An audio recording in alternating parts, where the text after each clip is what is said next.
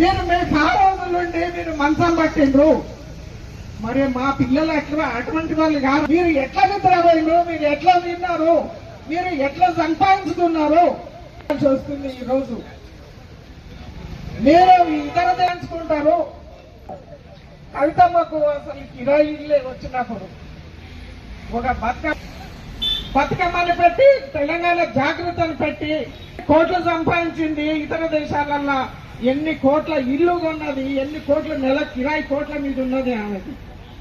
ఉద్యమకారుల శ్రమ వల్లనే కదా మీరు ఈనాడు ఇవన్నీ అనుభవించేది. తెలంగాణను దోచుకున్నది మీ కొడుకు కార్ రేస్ అంటారు. ఆరోగ్య ఇతర దేశాలకి ఎన్ని కోట్లు పంపినావు, మీకు ఇతర దేశాల మీకు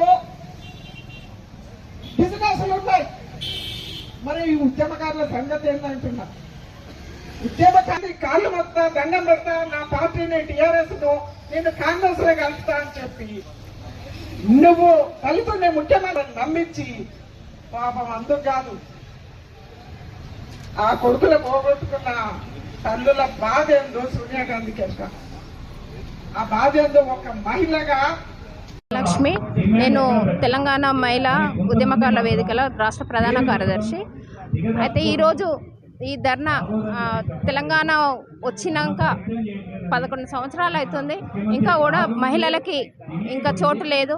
అక్కడ ఇంకా వెనుకబడిన తరగతులకు అంటే మహిళల మీద అత్యాచారాలు, హత్యలు జరుగుతూనే ఉన్నాయి. వాళ్ళకి ఇంకా స్వేచ్ఛ రాలేదు, ఉద్యోగాలు లేవు, చదువుకున్న పిల్లలకు ఉద్యోగాలు లేవు. ఎన్ని పెట్టినా కూడా ఇంకా వాళ్ళకి స్వేచ్ఛ రాలేదు. ఇంకా ఉద్యమాలలో పాల్గొన్న మహిళలకు పెన్షన్స్ లేవు, వాళ్ళకు ఒక ఇల్లు లేవు, అంటే బజార్ పాలైపోయారు. అంటే వాళ్ళకు ఇల్లు లేకుండా అధోగత అయిపోయినారు.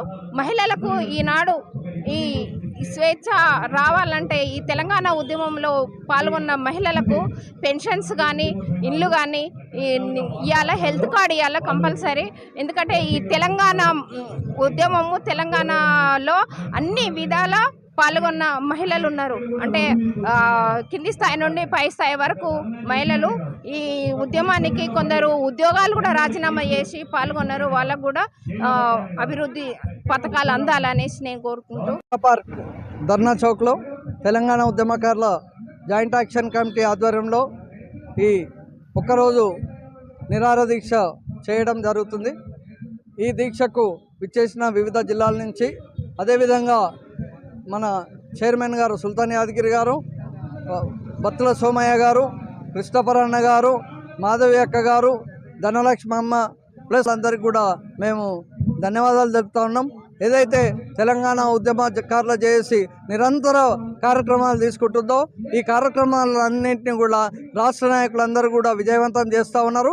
ఈరోజు కూడా భారీ ఎత్తున ఇది కూడా విజయవంతం అయింది. కాబట్టి మేము ఒకటి చెప్తా ఉన్నాం, ఏదైతే కాంగ్రెస్ ప్రభుత్వం, రేవంత్ రెడ్డి ప్రభుత్వం ఉందో ఈ జూన్ 2లోగా మీరు ఇస్తా అన్న వాగ్దానాలు పూర్తి చేయాలని, 250 గజాల స్థలం, పెన్షన్లు, ముందుగా హెల్త్ కార్డులు ఇవ్వాలని చెప్తూ, అదేవిధంగా మీకు అందరికి కూడా ప్రభుత్వానికి రిప్రజెంటేషన్లు కూడా ఇవ్వడం జరిగింది. జూన్ 2 వరకు చూడడం అనేది అన్ని తెలంగాణ ఉద్యమకారుల సంఘాలు వేచి చూద్దాం. ఆ తర్వాత ఏం నిర్ణయాలు తీసుకొని కూర్చొని మాట్లాడి చర్చించి నిర్ణయాలు తీసుకొని సంఘటితంగా ముందుకు పోవాలనే ఉద్దేశంతో మేమందరం కూడా భారీ ఎత్తున సమాయత్తమై రాబోయే కాలంలో కూడా ఇంకా పెద్ద ఎత్తున అన్ని జిల్లా కమిటీలతో పాటు మొత్తం తెలంగాణ వ్యాప్తంగా కాకుండా భారతదేశమే కాకుండా ప్రపంచవ్యాప్తంగా కూడా దీనికి మద్దతు తెలిపే ఉద్దేశంలో సోషల్ మీడియా కానీ, పాత్రికేయుల మిత్రులు కానీ, ప్రింట్ మీడియా కానీ వీళ్ళందరినీ కూడా సమాయత్తం చేసుకొని ముందుకు పోతామని చెప్తూ ధన్యవాదాలు.